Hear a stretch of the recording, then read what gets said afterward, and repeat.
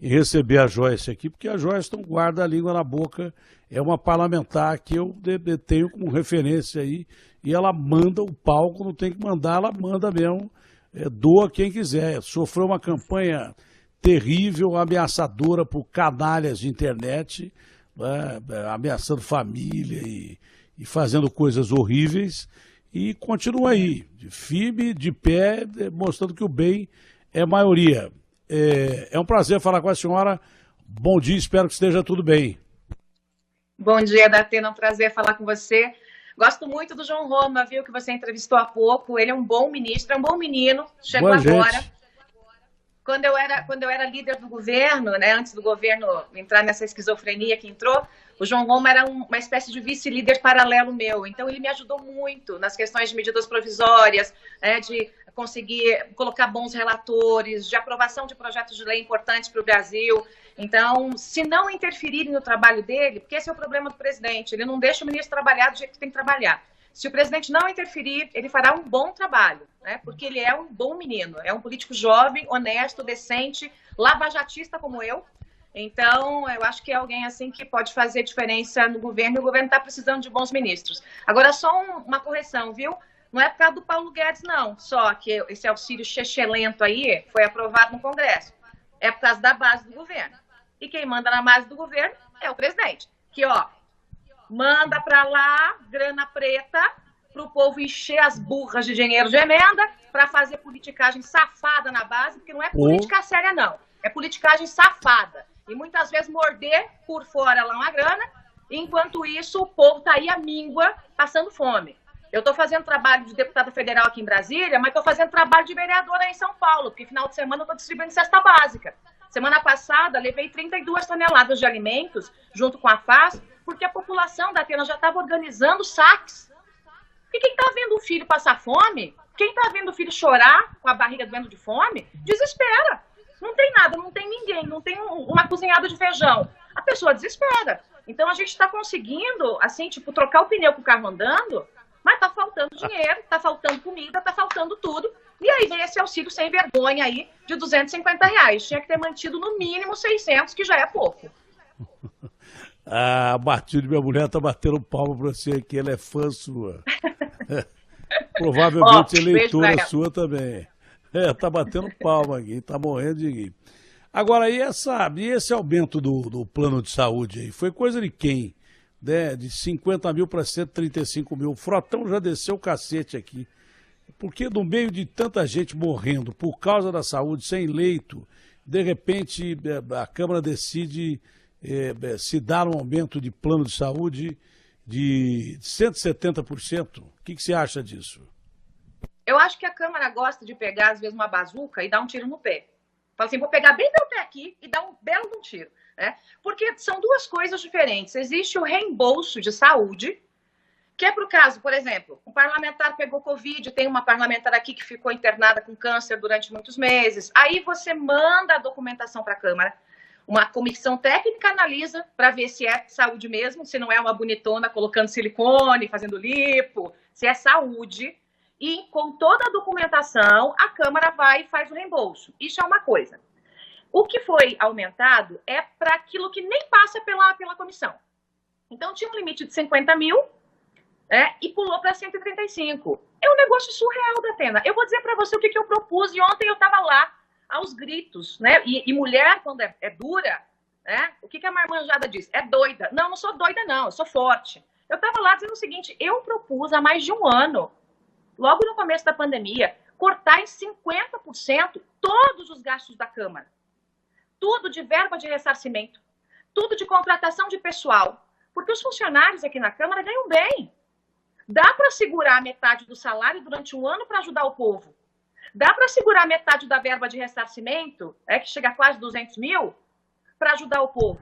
Ficou dormindo na gaveta do ex-presidente Rodrigo Maia e agora eu cobrei desse presidente Arthur Lira. Porque tá lá. Sabe o que precisa? É um requerimento. Precisa o presidente pegar a canetinha dele bem assim e botar a assinatura dele bem assim. Pronto, cortou. Metade, que é muito mais do que os salários dos parlamentares. Ainda assim, eu propus uma PEC de corte de 50% dos salários de todos os parlamentares. todos os ministros, todos os chefes de poderes, vai pegar lá chefe de Supremo, todos. Porque nesse momento, é o momento da gente dar o exemplo. Até o Papa reduziu o salário dos cardeais em Roma, até o Papa. E aqui na Câmara não. Né? É surreal. Assim, eu estou fazendo a minha parte, eu estou doando quase metade do meu salário em comida para ajudar as pessoas. Agora, eu sou uma andorinha sozinha.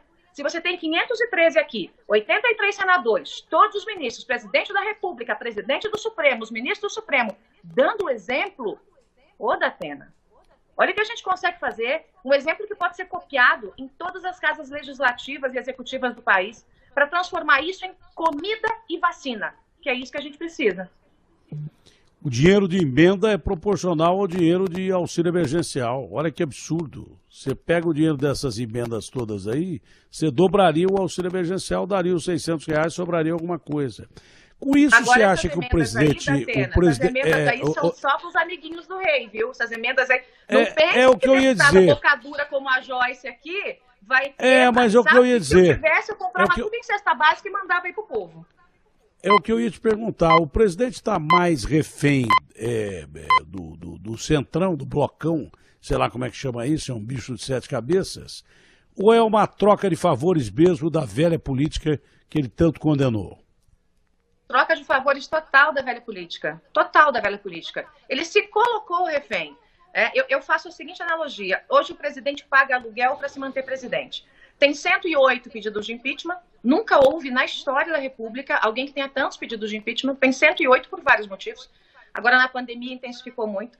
O presidente chamou esse pessoal, que foi o pessoal que deu suporte para o governo da Dilma, para o governo do Lula. É a mesma gente. Chamou esse pessoal aí e falou, e aí, qual é a negociação? Ah, não, a negociação é Ministério A, Ministério B, Estatal A, Estatal B, todas as estatais do Nordeste, Banco do Nordeste, mais tantos milhões de emenda, mais o orçamento. E o que o presidente pediu? Não pauta impeachment. Me deixa aqui bem quietinho. Pronto, fizeram um acordo, toma lá da cá, e é o que está acontecendo. Então o presidente paga com dinheiro público, que não é dinheiro dele, é público, o aluguel para esse centrão para se manter no poder. Uma pergunta agora que me ocorreu é que se o Lula fosse eleito no lugar do Bolsonaro, ele faria a mesma coisa com esse blocão aí? Faria, mas eu acho que isso aí ia estar mais barato, porque o Bolsonaro negociou alto demais. Eu nunca vi na história, não tem aqui, os deputados dão risada, Datena. Os deputados dão risada, eles diziam assim, nunca em nenhum governo jorrou tanta emenda. Na época da Previdência, eles mordiam, queriam morder 40, 80 milhões. Aí eu não era política ainda anteriormente, eles me contam, na época do Temer, a gente tinha que rebolar para conseguir 3, 5 milhões.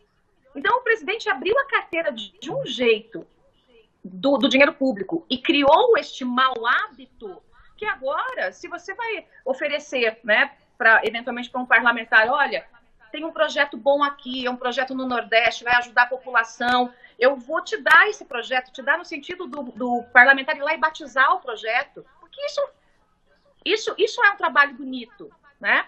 É um trabalho de você, acho que cortou aí, mas já voltou, Datena. Alguém me ligou aqui. Chamando você aí, alguém ligou, mas já voltou. Não, já voltou. Isso é um trabalho bacana, a obra vai sair, o parlamentar é lá da região, o parlamentar indicou a obra, ganha-ganha, ganha o povo, ganha o parlamentar, ganha o governo. Mas dessa forma, de abrir a carteira e 80 milhões para cá e 160 milhões para lá de emenda, isso nunca aconteceu na história da República, nunca. Um pouco da incompetência e um pouco da fragilidade do governo, né? O presidente precisaria ter alguns políticos sérios.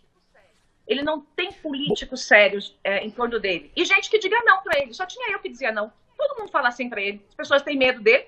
Aí fica todo mundo dizendo sim, sim, sim, sim, sim. Então a única que dizia não era eu. Bom, eu sempre tenho usado o seu nome aqui como exemplo de coragem. E, aliás, essa história de quando a mulher grita é tida como louca, vejo o caso aqui da Isa Pena.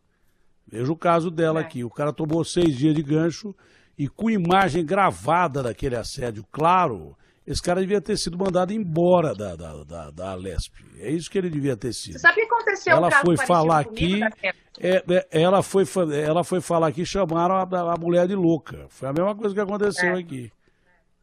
Aconteceu um caso muito parecido comigo 2 dias antes em Brasília. A gente saiu da sessão, poucos deputados têm vindo a Brasília por conta da pandemia, então geralmente todo mundo sai da sessão e vai para casa de alguém comer alguma coisa, porque está tudo fechado, lockdown, aquela coisa toda. Nós fomos à casa de um dos parlamentares, tinha um grupo lá, um parlamentar se achando bonitão, grande, alto, policial, né? Eu estava com as mulheres, eu sempre fico com a mulherada, estava com as deputadas, chegou por trás de mim, me abraçou por trás e me deu aquela famosa encoxada. Né? Assim, no português, claro, é isso. Eu sempre ando com um anel alto, né? Hoje eu estou em casa, estou sem ele, mas eu sempre ando com 2 anéis bem altos. E eu estava com um anel que meu marido me deu, um anel com diamante, que meu marido me deu de presente de casamento. Eu nem vi quem era, Datena. Eu virei o dorso da mão, estapeei o rosto e fez um corte daqui até aqui. Aí começou a sair sangue, confusão danada, não sei o quê. Aí as deputadas ali vendo se tinha acontecido alguma coisa comigo, quem estava sangrando era ele, né? Aí foi aquela vergonha pública, ele abaixou os olhos assim, os deputados vieram e disseram, olha, ela tem razão. Como é que você chega e se encosta numa mulher sem autorização? Né? E aí botou o rabinho nas pernas e foi embora. Por que ninguém ficou sabendo disso? Ficou, saiu na Folha de São Paulo. Saiu na Folha de São Quem Paulo. Era o cara? O que aconteceu, eu não dei o nome do cara e eu vou te dizer por quê, Datena. Pela esposa dele. Ele tem esposa e tem filha. Eu fiquei com vergonha pela esposa dele. Agora ele vai olhar o resto da vida aquela cicatriz, porque é um corte aqui. Aquilo não vai sair. E o resto da vida, quando ele olhar no espelho, ele vai entender que ele não pode fazer isso com mulher nenhuma. De maneira alguma. Então aquilo lá vai ficar muito mais dolorido do que qualquer boletim que eu tivesse feito. Então, e a mulherada aqui ficou toda do meu lado. Boa. Eu sugiro que ao invés de anel, você ande com um canivete na bolsa, que aí a coisa vai ser mais embaixo. Mas daí tá fora da lei. Agora anel tá na lei. Eu posso fazer meu soco inglês, viu? De anel, viu, Datena? Não tá fora da lei.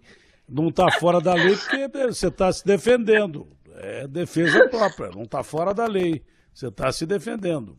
Bom, o Agostinho vai dizer para você por que nós chamamos você aqui, porque a denúncia foi do Agostinho e foi a respeito de transporte coletivo.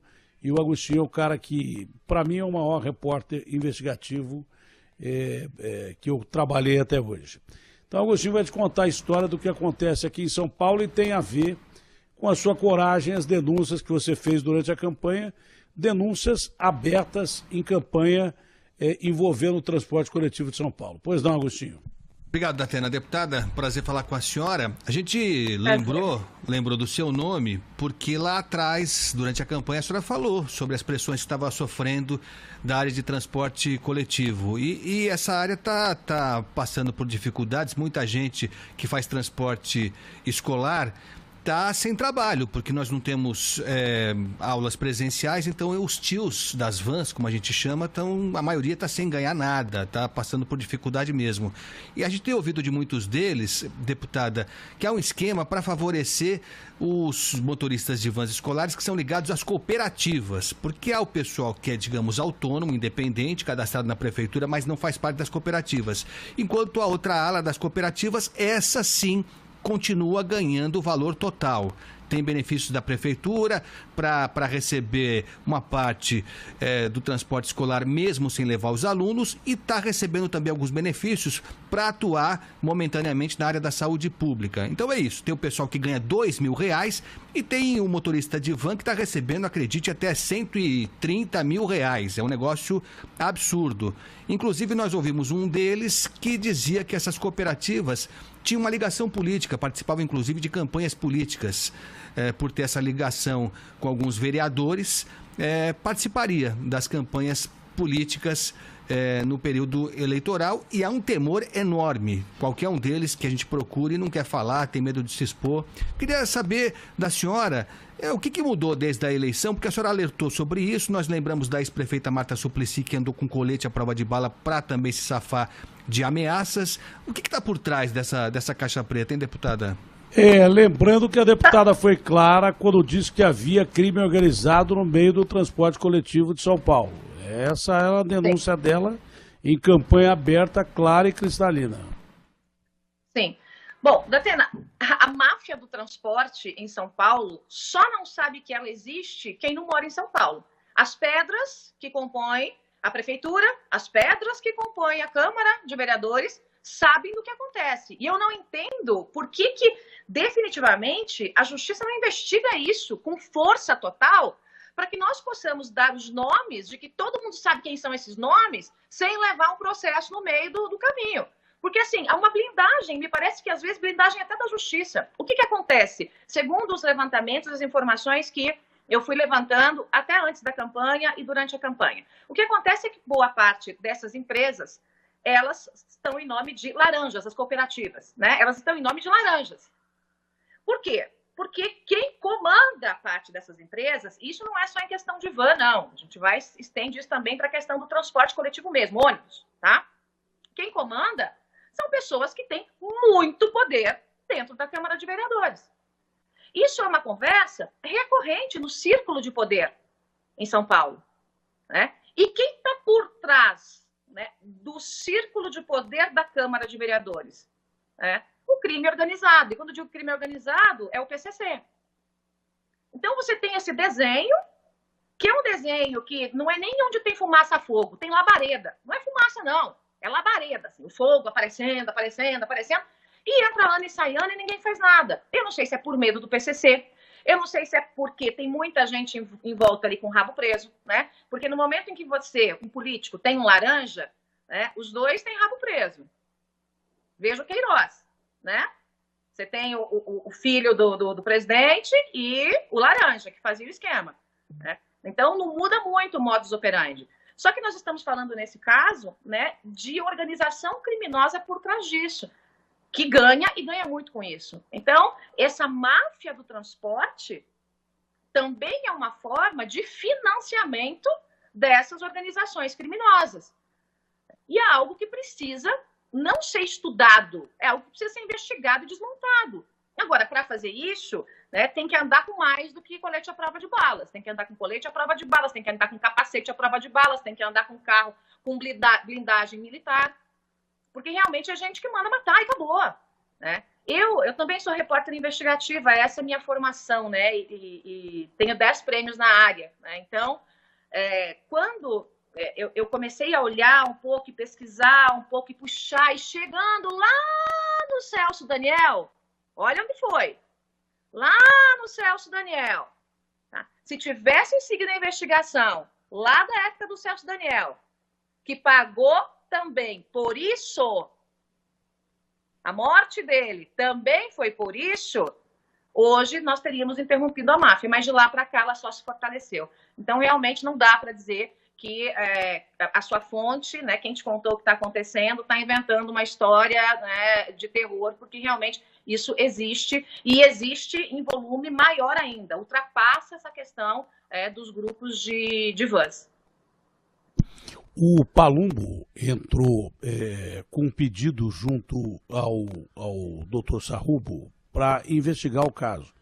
E o caso vai ser investigado pelo Tribunal de Contas. Não que o Tribunal de Contas não tenha importância e devido que vai investigar o contrato dessa empresa Nova Era, que tem um braço à Era, ou vice-versa. O Tribunal de Contas tem que investigar mesmo, mas acho que além do Tribunal de Contas, isso é caso de polícia mesmo. Tem que ler. É caso de polícia, até porque, veja, o Tribunal de Contas tem uma atuação limitada. O que o Tribunal de Contas pode fazer? Ele pode suspender um contrato por um prazo determinado, ele pode suspender uma licitação por um prazo determinado, ele pode eventualmente até encaminhar com as informações para o Ministério Público. Mas fica a dica, então, para o Tribunal de Contas que vai investigar, né? São vários CNPJs em torno dessas empresas. Se eles procurarem a interligação desses CNPJs, eles vão encontrar um único aqui em cima. É uma espécie de um polvo, uma cabeça com vários CNPJs diferentes que estão ligados ao mesmo grupo. Então, parece que é um monte de gente, um monte de empresa, mas não é. O comando é um só. Então, aí está o grande fio da meada para a investigação, tanto da polícia, quanto do Ministério Público, quanto do próprio Tribunal de Contas. Nós estamos pressionando para ver quem é o povo, porque enquanto a gente não tiver o nome do povo, a gente não pode ajudar o povo. Mas nós vamos atrás até o fim, porque eu não tenho medo de polvo, nem de arraia, nem de tubarão. Quero que se dane. Nós vamos atrás até saber o nome do polvo. O dia que tiver prova provada do nome do polvo, a gente fala pro povo. Agostinho. Olha, E quem sabe até lá, Datena, quem sabe até lá a gente derruba todo tipo de foro privilegiado. E aí, é cadeia, meu filho. Porque eu sou contra essa porcaria de foro. Foro é pra bandido. Né? Eu já abri mão do meu foro quando entrei bem aqui publicamente. Falei, eu não quero foro privilegiado, não. Foro privilegiado para bandido. Eu não preciso me esconder de nada da justiça. Então, quem sabe a gente consegue oficialmente derrubar o foro privilegiado aí para todos.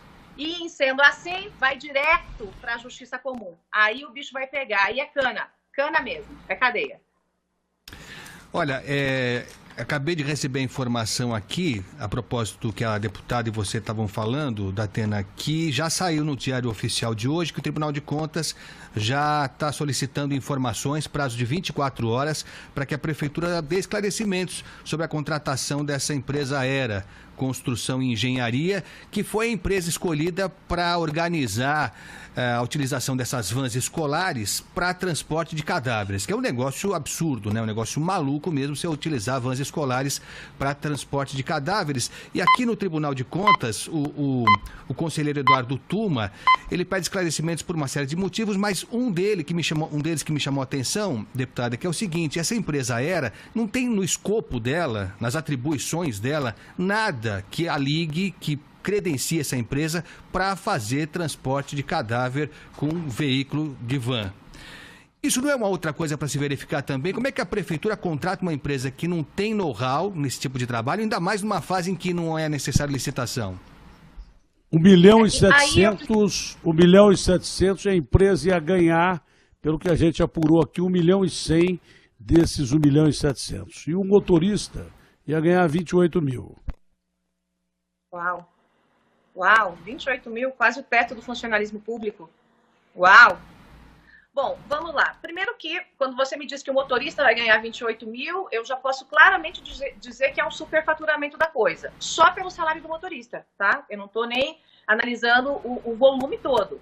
Que é uma coisa óbvia, né? Matemática básica. 2 mais 2 são 4, motorista ganhando 28 mil só se for de jato, né? Então, a gente já vê que tem um problema aí. Mas uma coisa que a gente deve ponderar, para que eu não seja injusta, né? Eu sou muito dura, mas tento não ser injusta. Essa empresa foi contratada, ok, ela foi contratada por quê? Existia no mercado empresas à disposição para fazer esse trabalho com um volume tão grande de corpos que nós temos? Veja que nós estamos aí, batemos a casa, né, dos 4 mil mortos. Então, é uma coisa desesperadora, né? Nós não temos espaços. Estão pensando até como fazer, né? Se vão deixar cemitério só para Covid, se vão abrir mais covas. Então, dentro desse processo logístico, eu precisava entender, posso até fazer um requerimento direto na prefeitura, para saber por que empresas de transporte escolar. Quer dizer, as empresas funerárias, elas estão com a capacidade absolutamente lotada, né? Porque essa é uma pergunta que nós temos que responder para saber se essa contratação foi um desespero, porque não tinha quem fizesse, ou se foi malandragem. Deputada, só me permita... eu pondero isso da pena só para que eu não corra o risco de ser injusta. Não, lógico. O que chama a atenção é que essa Aera, essa empresa, ela já está trabalhando para a Prefeitura já de longa data, para tapar buraco, para poda de ar, para tudo que aparece, essa Aera que atua. E foi investigada já. E assim, ela mesma não tem as vans, no caso aqui do transporte de cadáveres. Ela subloca. Então ela é contratada, ela não tem a estrutura e contrata um terceiro. É isso que chama atenção. Aí fica meio difícil de explicar mesmo, né? Porque se é alguém que está ali dentro o tempo todo, que parece que tem uma espécie de vez que os serviços vão mudando e o CNPJ vai ficando. Então, daqui a pouco vai fazer merenda escolar. Vai fazer segurança em presídio. Vai fazer transporte de cadáver. Vai levar a criancinha para a escola. Opa. Então, alguma coisa com um detalhe. Negócio, né? Parece uma holding, né, de um monte de empresas dentro de uma prestando serviço para a prefeitura. Mas a denúncia surgiu com base num áudio que vazou. Quem era o cara do áudio, Agostinho? É o presidente do sindicato dos transportadores escolares. O presidente do sindicato mandou um áudio para grupo de WhatsApp que vazou e viralizou, dizendo que o Milton Leite, presidente da Câmara, por sugestão dele, indicava essa era para fazer o transporte. A gente não pode ser aqui injusto, nem fazer papel de polícia, nem fazer papel de investigador, porque logo depois esse cara negou que ele se equivocou com o nome do Milton Leite. Ele não bancou o nome do Milton Leite, então, se não há prova contra o Milton Leite, a gente não pode acusar o Milton Leite. Quem tem que investigar não é a gente, quem tem que investigar é a polícia. Só lembrando a qualquer canalha, vagabundo, sem vergonha ou safado que esteja envolvido nisso, que a gente não tem medo de ninguém. A gente não vai acusar sem ter provas. É por isso que eu não posso falar que o primeiro áudio que o cara disse que foi por indicação do Milton Leite é correto, porque ele mesmo se desmentiu. Ele não bancou a palavra dele. Então, o nome do Milton Leite a gente não pode colocar aqui como sendo o responsável. Mas que tem que se investigar quem foi o responsável, a polícia tem que investigar. De qualquer sorte, falando no áudio que era, falando que não era, o simples áudio já pode ser o motivo de uma investigação, chamar essa pessoa que disse, né? A polícia pode chamá-la, pode ouvi-la, o Ministério Público pode fazer isso, a própria Justiça de ofício pode determinar uma ordem para a investigação, isso é possível. Em geral, a Justiça é provocada, mas ela pode agir de ofício, o juiz pode agir de ofício. E ouvir a pessoa que disse do sindicato e ouvir o próprio político citado, né? Fazer o que a gente chama de acariação. E quem faz isso de uma maneira muito profissional vai conseguir saber quem está falando a verdade, quem está com medo, porque o corpo fala, né? Se uma pessoa está com medo, se uma pessoa está mentindo, um profissional vai saber. Então, talvez seja a hora de se iniciar um processo de investigação formal sobre isso. E aí é aquela coisa, para o político que é sério, para o político que é decente, a investigação é o melhor dos caminhos. É o que eu dizia pro filho do presidente aqui, você não fala que você é santo, que você não fez nada? Então pede para ser investigado, me investiga pelo amor de Deus, porque da investigação vai dizer, não tem nada, era tudo mentira, esse cara é um santo, né? E eu digo a mesma coisa para qualquer político. Político não tem... Aliás, político não, qualquer um, né? Não tem que ter medo de investigação se não tiver o rabo preso. Né? Se não tiver devendo nada. Isso. Então, acho que esse é um caminho. Vai ser candidato a alguma coisa aqui em São Paulo ou não? Olha, Datena, eu estou fazendo 2 projetos. Um projeto São Paulo, tocando meu mandato, fazendo um projeto com base na reeleição. Alguns partidos têm me procurado, me convidado para sair do meu partido, entrar em outro partido. Porque meu partido tá biruta de aeroporto, né? Ele não sabe o que é. Uma hora é Bolsonaro, outra hora é anti-Bolsonaro, daí voto pro Bolsonaro, e o Bolsonaro dá umas emendas, o pessoal vai para lá. Então tá todo mundo doido, é biruta de aeroporto. E eu tenho posição, não dá para ficar com biruta de aeroporto. Então, se o meu partido não tomar jeito na vida, pode ser que eu tenha que realmente ir para o caminho da roça, pegar um outro caminho da roça, e vários partidos têm me procurado. Então, estou fazendo o plano São Paulo e estou fazendo um plano Brasil. Esse Plano Brasil é feito com 7 ex-ministros, que vem lá, tem um do FHC, um do Itamar, passa pelo Temer, passa por alguns ex-ministros do Ogro, que eu digo aqui o presidente, e eles estão fazendo um Plano Brasil para 20 anos, fatiado de 4 em 4. Por que eu estou fazendo isso? Porque enquanto esse povo ficar brigando, que não sabe quem é o candidato de centro, se vai ser se vai ser Dória, se vai ser Mandetta, se vai ser Luciano Huck, se vai ser não sei o quê, se vai ser não sei o quê, eu estou com uma equipe técnica trabalhando no Brasil. Seja quem for, vai ter um plano, tá aqui, meu filho, para começar a área econômica, social, desenvolvimento, empreendedorismo, porque a gente vai estar num pós-guerra. E aí, no meio desse processo, do jogo de xadrez, se eu votar como cavalinho, se eu votar como torre, se eu votar como rainha, rei, dama, bispo no jogo de xadrez, a gente vai ver ali na frente. Então, eu estou trabalhando e vamos decidir um pouquinho na frente. Boa sorte, um prazer falar com a senhora, foi realmente reconfortante ouvi-la pela manhã. A minha esposa está batendo palma para a senhora aqui mais uma vez. Abraço grande, Manda um beijo para ela.